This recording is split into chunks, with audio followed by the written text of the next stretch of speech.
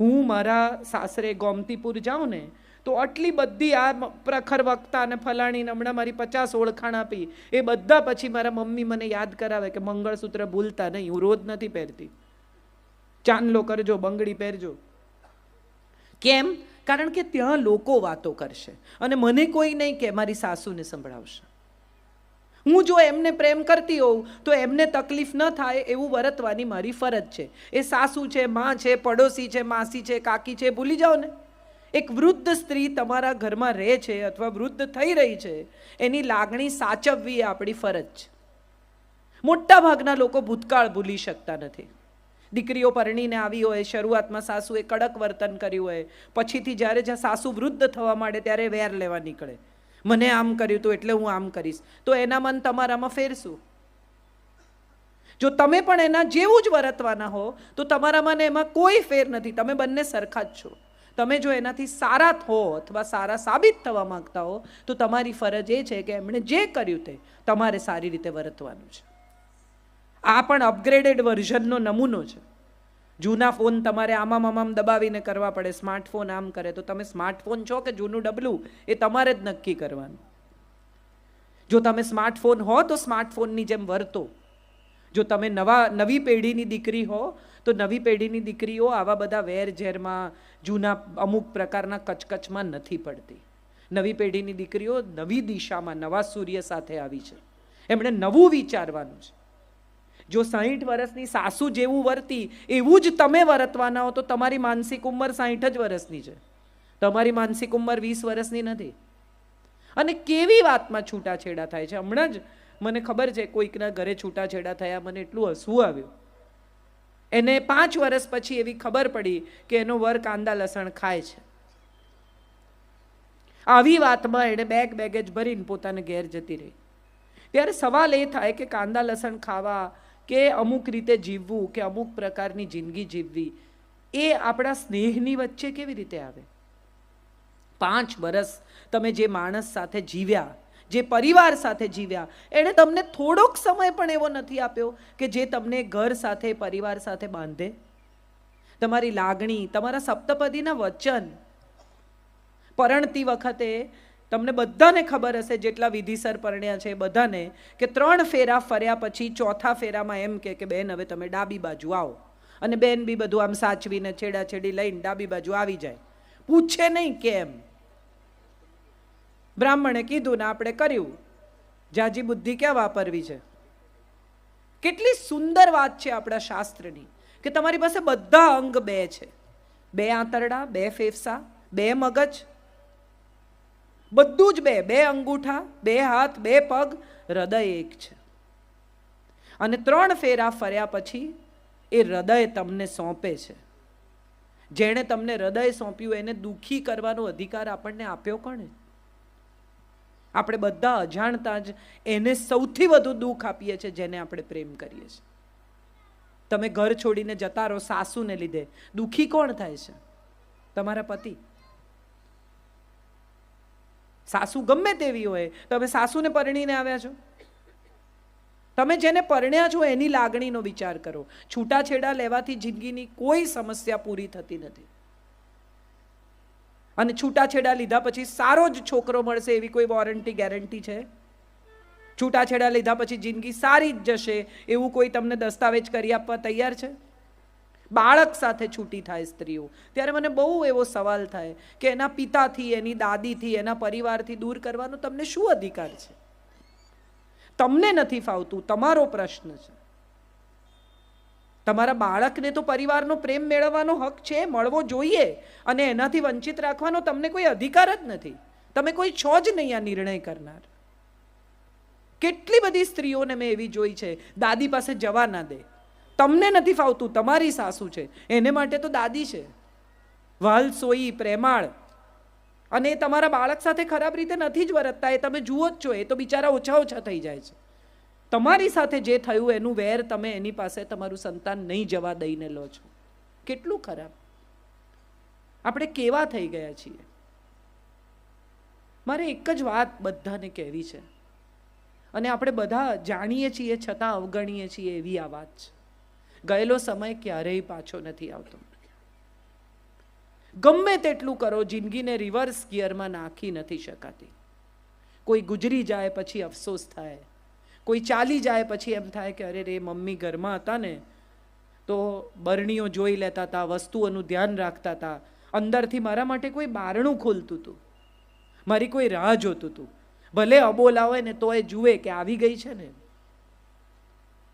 એવી વ્યક્તિ જ્યારે જતી રહે ને પછી આપણને એમ થાય કે અરે રે આ જતા રહ્યા, એની સાથે સારી રીતે વર્તી હોત તો સારું થાત. પુત્ર વધુ ઘર છોડીને જતી રહે, દીકરાને લઈને જતી રહે, છૂટાછેડા લઈને જતી રહે, ત્યારે એમ થાય કે હતી તો સારી હો બિચારી, પણ હોય ત્યાં સુધી આપણને બિલકુલ ગમે નહીં. અને આની પાછળ સૌથી ઊંડું અને સૌથી પુરાણું કારણ એ છે કે સ્ત્રીને એવું શીખવવામાં આવ્યું છે કે સ્ત્રીની દુશ્મન સ્ત્રી જ છે. આ વાત તમારા મનમાંથી રોજ સવારે ઉઠીને એકવાર ભૂસી કાઢજો. એકતા કપૂરની સિરિયલ સિવાય ક્યાંય સ્ત્રીની દુશ્મન નથી. જોતા નહીં આવી સિરિયલો જેમાં સાસુ ને વહુ ને બધા કોન્સ્પિરસી કરે. આટલા લોકો ઘર અહીંયા બેઠા છે, કોઈ એ પોતાની વહુની ખીર બનતી હોય એમાં મીઠું નાખ્યું છે? હા કે ના? તો પછી આવું શું કામ જુઓ છો? જે માન્યામાં નથી આવતું એવું જોઈને તમારું મગજ શું કામ બગાડો છો? જાણવા જેવું, વાંચવા જેવું. લોકો ભેગા થાય ને, હમણાં જ થોડા દિવસ પહેલા હું એક ટીમ જમવા બેઠી હતી, મારી પાછળ બધી સ્ત્રીઓ જમતી હતી. તે એક બેન બીજા બેનને કહે છે કે આ રેખાએ ડાન્સ કર્યો ને આઈફા એવોર્ડમાં, ત્યારે અમિતાભ બચ્ચન નહોતા આવ્યા. એટલે બીજા બેન એને જવાબ આપ્યો કે તો એ લોકોને વાત થઈ જ ગઈ હોય ને. એટલે ત્રીજા બેને કહ્યું, આ મજાની વાત સમજો. એટલે ત્રીજા બેને કહ્યું કે હા હા એમનું હજી ચાલે છે, તમને ખબર એમનું ચાલે છે કે અટકી પડ્યું છે. 63 વર્ષની સ્ત્રી રંગમંચ ઉપર ઊભી રહીને નૃત્ય કરી શકે છે, એને સલામ કરવાની છે. બીજું કંઈ વિચારવાનું નથી. એણે 63 વર્ષે એવું શરીર રાખ્યું છે કે નૃત્ય કરી શકે, લોકોની સામે ઊભી રહી શકે, સ્વસ્થતા અને સુંદરતા બંને જાળવી છે. એને સલામ કરો. 50 વર્ષની સ્ત્રી થાય એટલે એને ઘૂંટણ દુખવા માંડે ને, કમર દુખવા માંડે ને, સાંજ પડે માથું ચડે ને. એનું કારણ એ છે કે આપણે બધાએ એટલી નેગેટિવિટી મનમાં ભરી છે ને, નકારાત્મક ભાવનાઓ, કે ધીમે ધીમે હવે શરીરમાં નીકળવા માંડી છે. આને છોડીશ નહીં ને, પેલાને સીધા કરીશ ને, આનું મગજ ઠેકાણે લાવી દઈશ ને, આને તો હું માફ નહીં કરું ને. આવું કેટલું સ્ટોર કર્યું છે માળિયામાં. નવરાત્રિ આવે ને બધું નીચે ઉતારે અને પછી પ્રતિજ્ઞા કરે કે આ વખતે હું નકામી ચીજો કાઢી જ નાખીશ. કાંઈ નકામું લાગે જ નહીં. મૂકવા માંડે ને ત્યારે બધું કામનું. પિત્તળના મોટા મોટા ઘડા માંજીને પાછા ઉપર ચડાવે આવતે વર્ષે માંજવા માટે. મનના માળિયામાં પણ બહુ નેગેટિવ વસ્તુઓ છે જેનો આપણે કદી ઉપયોગ નથી છતાં મૂકી રાખી છે. કાઢી નાખો. બિલકુલ નકામી છે આ બધી વસ્તુઓ. ભૂતકાળની કેટલીક કડવી યાદો નકામી છે, કેટલો કચરો નકામો છે. મારે તમને બધાને એક વાત પૂછવી છે. તમારે ઘેર સવારના પોરમાં કોઈ આવીને તમને બેગ ભરીને કચરો આપી જાય તો એનું તમે શું કરો? નાખી દો કે નાની નાની વાડકીમાં ભરીને અડોસ પડોશમાં આપી આવો કે આ મને કોક આપી ગયું છે, તમને આપી જાઉં? છે કોઈ એવું? હા કે ના? તો આટલા વોટ્સએપ કેમ ફોરવર્ડ કરો છો? હવાર પડી નથી કે મોકલ્યા નથી, વાંચ્યા નથી પણ મોકલી દેવાના. આ જ્યારથી વોટ્સએપ ફ્રી થયા છે ને ત્યારથી એટલા લોકોને સંદેશા મોકલે છે અને પોતે વાંચતા નથી. આપણા બધાના જિંદગીમાં પણ આવા એક ફ્રી વિચારો છે. દાંત દુખતો હોય ને કોક તમને સવારે કહે ને કે મને દાંત દુખે છે, એટલે એને કે તલનું તેલ લગાડો, સિંધા લૂણ ને તલના તેલના કોગળા કરો, કાથો દબાવો, લવિંગ દબાવો, અને તમે પૂછો તમે કોઈ દી દબાવ્યું છે કે ના? હો, મેં તો સાંભળ્યું છે. જે પ્રયોગ તમે જિંદગીમાં કર્યા નથી એ બીજાને સૂચવો નહીં. તમારી વહુ સાથે તમે દબાઈને રહો છો, તમે ડાયા છો, તમે સીધા છો, પણ પડોશમાં એમ કહેવાનું કે જવાબ આપી દેવાનો, નહીં સાંભળવાનું. અહીંથી સળગે છે. બીજાની જિંદગી બીજાની છે, તમારી જિંદગી તમારી છે. નેગેટિવ વસ્તુઓનો પ્રચાર પ્રસાર ન કરો. નકામી ચીજો બીજાને ઘેર નહીં આપવાની. શું કામ આપણે જઈને બીજાને એમ કહીએ છીએ કે સીધી કરી નાખો તમારી વહુને? તમે કરો ને તમારી તાકાત હોય તો. આપણાથી એ થતું નથી. પણ કોઈ બે જણાને બહુ બનતું હોય તો તરત આપણી નજર ત્યાં જાય છે. આ નથી કરવા જેવું. કોઈકના ઘરમાં સુખ હોય ને તો એવું શોધી કાઢો કે સુખ શેને લીધે છે, એ વાત આપણે ઘેર લઈ આવો. કે એવું શું કરે છે આ સાસુઓ કે એમના ઘરમાં કકળાટ નથી થતો. એકવાર ગાંધીજીને કોઈકે પૂછ્યું કે તમારે ને બાને ઝઘડો નથી થતો? તો ગાંધીજીએ કીધું ના, નથી થતો. એટલે કે કેમ નથી થતો? તો બપોરે 2 વાગે બાપુએ બૂમ પાડી કે બા ફાનસ આપી જજો. એટલે બા ફાનસ લઈને આવ્યા ને કે સળગાવી આપું? કે હા. સળગાવીને મૂકીને ગયા. એટલે જેમણે પૂછ્યું તો એમણે કીધું કે વાહ વાહ, બધું તમારું કયું માને એટલે ઝઘડો ન થાય. કે ના, એવું નથી. તમે જશો ને પછી આવીને મને પૂછશે કે મગજ ઠેકાણે છે ને, બપોરે 2 વાગે ફાનસ સળગાવો છો. અમે ત્રીજા માણસની સામે નથી ઝઘડતા. મોટા ભાગના લોકોનો પ્રશ્ન એ છે કે એમની જિંદગીમાં ત્રીજો માણસ જ સૌથી મહત્વનો છે. સાથે રહેવાનું આપણે સાસુ વહુએ, માં દીકરીએ, પણ બહારનું કોઈ આવીને એમ કે સંભાળજો, જમાનો બહુ ખરાબ છે, એટલે તરત માનું મગજ ફરી જાય. ડાઈ દીકરી, સમજદાર દીકરી, કયાગરી દીકરી, પણ જો કોઈએ આવીને એમ કહ્યું કે તમારી દીકરીને કોઈકની સાથે સાયકલ પર અહીંયા જોઈતી, કે તમારી દીકરીને અહીંયા કોકની સાથે આઈસ્ક્રીમ ખાતી જોઈતી, એટલે પૂછ્યા વગર માં મગજ ગુમાવીને કોણ હતું કરીને એનો જીવ ખાઈ જાય. કોઈ શું કહે છે એ મહત્વનું નથી. તમને તમારા સંસ્કારમાં, તમારી સભ્યતામાં, તમારા ઉછેરમાં ભરોસો છે? તમારી દીકરી ખોટું ન કરે એવો વિશ્વાસ છે? તો એ ઘરે આવે ત્યારે સ્નેહથી પૂછો કે બેટા બહાર ઊભી હતી કોઈની સાથે? આટલું જ પૂછવાનું છે. અને તમે જુઓ, તમારી દીકરી તમને જવાબ આપ્યા વગર નહીં રહે. આપણે બધા અજાણતા એવું માની લઈએ છીએ કે સંબંધ તોડી નાખવો ને એ જ જિંદગીનો છેલ્લો છેડો છે. દીકરી ભાગી જાય, મા બાપને કહે નહીં, કોલેજની બહાર ઊભેલા છેલ બટાઉ છોકરાઓ હોય, ચશ્મા પહેરે, ચાવી ફેરવે, 2 બટન ખુલ્લા રાખે, આમ વાળ ઓળે, એટલે છોકરીને ફિલ્મના હીરો જેવા લાગે. પણ આ ફિલ્મનો હીરો જિંદગીમાં ઝીરો છે. એક પૈસો કમાતો નથી. એવી તમને ત્યારે ખબર પડે કે જ્યારે તમે એની સાથે ભાગી જાઓ, ઘેર પાછા જવાની જગ્યા ન હોય એવું છોડીને. એના ઘર પરિવારના માણસોને કેમ નથી મળાવતો? જો ખરેખર સાચે જેન્યુઇન સારો છોકરો છે તો એ કેમ ખાલી તમારી જોડે ફોન પર જ વાત કરે છે? કોણ છે એના મા બાપ? ક્યાં રહે છે? શું કરે છે? તપાસ કરો. એક દિવસ એના ઘરે પહોંચી જાઓ અચાનક, કેવી રીતે આવકારે છે તમને જુઓ તમે. એના ઘરમાં એણે કીધું છે કે તમે એના મિત્ર છો? ના. બધી દીકરીઓને આજે અહીંયા જેટલી બેઠી છે એટલી દીકરીઓને મારે કહેવાનું છે કે જે જોવાથી થાય ને એને તો આકર્ષણ કહેવાય, જે જાણવાથી થાય ને એને પ્રેમ કહેવાય. ઓળખો માણસને. એમ રાતોરાત કોઈની સાથે ફિલ્મની જેમ પ્રેમ નથી થતો. અને પિક્ચરમાં ભાગી ગયેલા લોકોને જંગલમાં ઘરો બાંધવાની જગ્યા મળી જાય છે. અહીંયા તો નાનું લાકડું કાપો ને તો એ ફોરેસ્ટ ડિપાર્ટમેન્ટવાળા આવશે પકડવા. કંઈ નહીં થાય. આવા જંગલમાં મકાનો ઊભા નહીં થાય અને આવી હોટેલોમાં જગ્યા નહીં મળે ને મોટરસાઇકલનું પેટ્રોલ ખાલી 50 કિલોમીટર ચાલશે. પછી ક્યાંથી લાવશો? જિંદગીની રિયાલિટી બહુ કડવી છે અને સચ્ચાઈઓ બહુ જ અઘરી છે જીવવી. આ અઘરી સચ્ચાઈઓ તમારી દીકરીને સમજાવવાની એક મા તરીકે તમારી ફરજ છે.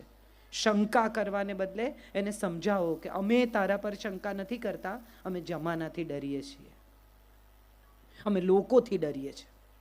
એક દીકરી ઘેર આવે ડરેલી અને માને એમ કે છોકરો મારી પાછળ આવે છે કે કાલથી 2 દિવસ જતી જ નહીં. કેમ 2 દિવસ ન જાય?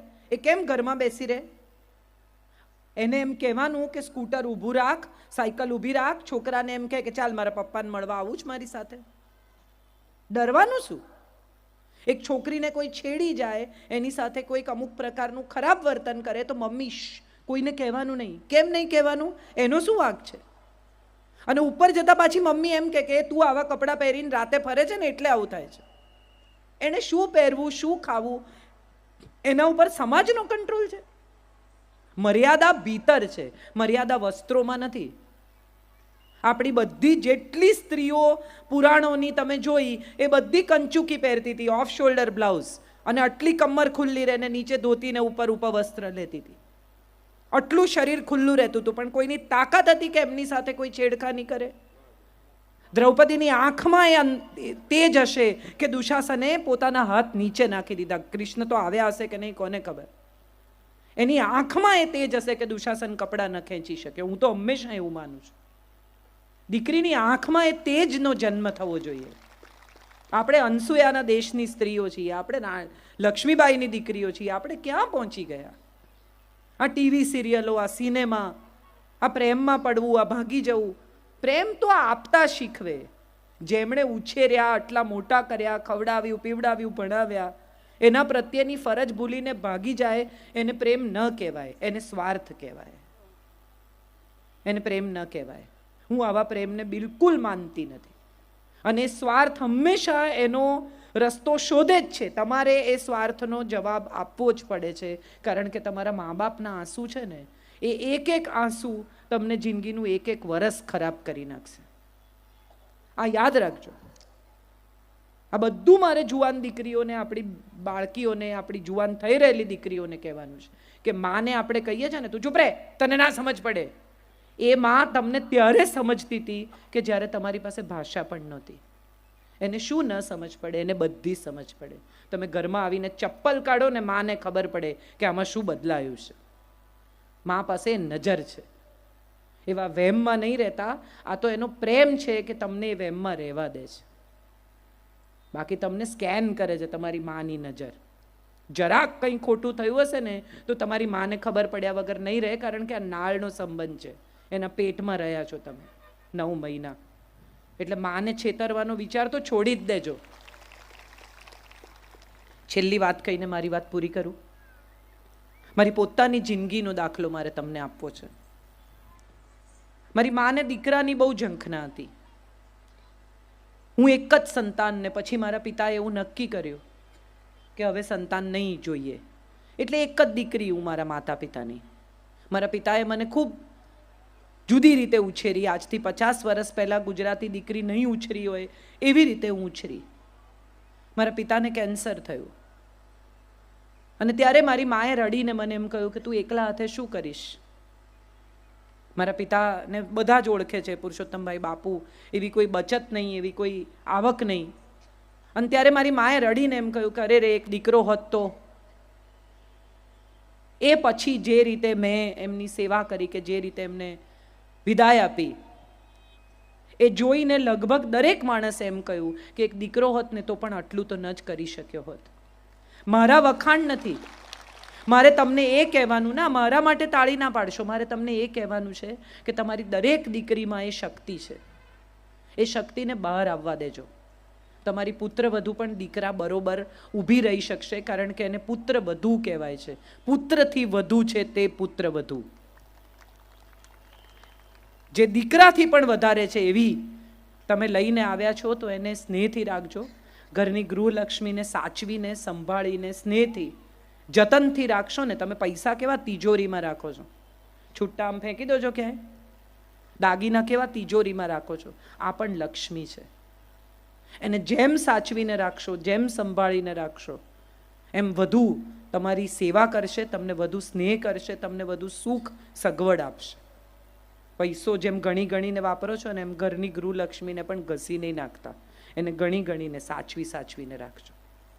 અને તમારી સાસુ પણ કોઈક દિવસ ગૃહલક્ષ્મી હતી, છે, અન્નપૂર્ણા છે. ધનતેરસના દિવસે બીજી પૂજાઓ કરો છો ને, એવી રીતે સાસુમાને પગે લાગજો કે જિંદગીની 25 વર્ષ, 30 વર્ષ, 35 વર્ષ તમે ગરમ ગરમ જમાડ્યું છે, તમે જ અન્નપૂર્ણા છો, તમને પગે લાગુ છું. આટલું કરી શકશો ને તો મને લાગે છે જિંદગીમાં કોઈ સમસ્યા નહીં થાય ને આવા સંમેલનો નહીં કરવા પડે. ઘરે ઘરમાં શાંતિ હોય ને, એથી વધુ આ સમાજની કોઈ જરૂરિયાત જ નથી. આપણે બધા એવા ઉદ્વેગના સમયમાં દાખલ થઈ ગયા છીએ કે બધા ચીડાયેલા જ છે. તમે જુઓ, દરેકનું મોઢું આમ જ છે. સહેજ ગાડી ઘસાય તો ઉતરીને એટલું બધું લડે. આપણને એમ થાય આટલું બધું લડવા જેવું છે, પણ ભીતરથી બધા ફ્રસ્ટ્રેટેડ છીએ, ઉશ્કેરાયેલા, અકળાયેલા, ચીડાયેલા છીએ. શાંત થઈ જાઓ, નેગેટિવિટી બહાર કાઢી નાખો, તો કદાચ જિંદગી બહુ સુંદર થઈ જશે. એક સૂરજ ડૂબતો હતો, અને સૂરજને એમ થયું કે હું ડૂબું છું, અંધારું થઈ જશે થોડી વારમાં. હવે બહુ ચિંતા કરતો હતો. એણે ઝાડને પૂછ્યું કે તું કંઈ કરીશ, એણે પવનને પૂછ્યું કે તું કંઈ કરીશ. ત્યારે એક નાનકડા દીવાએ હાથ ઊંચો કરીને કહ્યું કે તારા જેટલું નહીં થાય, પણ એક ઘરનું અંધારું દૂર કરવાની જવાબદારી હું લઉં છું. આપણે બધા જો એક ઘરનું અંધારું દૂર કરીએ ને તો અજવાળું આપોઆપ થઈ જશે. બસ આટલી જ વાત સાથે પૂજ્ય બાપુને ફરી એકવાર પ્રણામ કરીને મારી વાત પૂરી કરું છું.